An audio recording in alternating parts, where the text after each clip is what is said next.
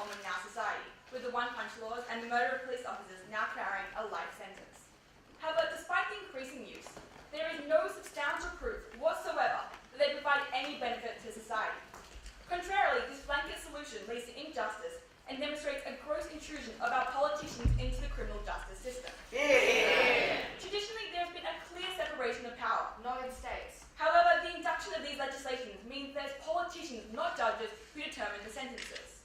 That means the politicians with no legal training whatsoever, instead of judges who have trained their entire lives for this, are determining the punishment of these criminals.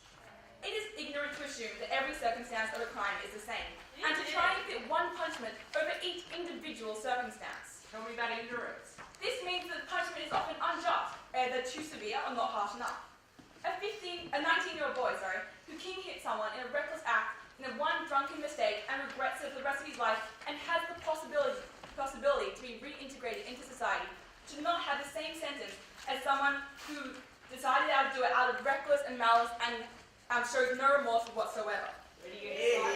Each circumstance is individual and unique, and we can't try and fit everything under the same punishment when each crime is unique to the criminal, the circumstance, and the victim. The government actually aims to look at the root of these problems and not just lock people up so we don't have to care about them, but actually prevent further recidivism and prevent these crimes from happening in the first place. Yeah. We believe that longer sentences don't reduce the likelihood of reoffending. In fact, we believe it increases it, because if you spend more time in jail, it's hard to find a career opportunity when you leave, and also creates hardened criminals and connections to worse crime. Rather than extending the length of prison sentences, we want to focus on rehabilitation, to give these people a chance to function in society once they leave jail. We don't think it's enough to lock them away and hope they get better when they just stay in jail and forget how to function in society. We think that they need to take responsibility for their actions and go through counselling and get better so they don't just go out and commit the same offence over and over again. Yeah. Furthermore, the only reason we have long offences is because they act as some sort of deterrent.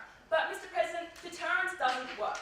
When someone is capable of killing and they make that decision, obviously the sentence isn't playing in their mind at all. The only reason to have mandatory sentencing is if they have some sort of benefit to society.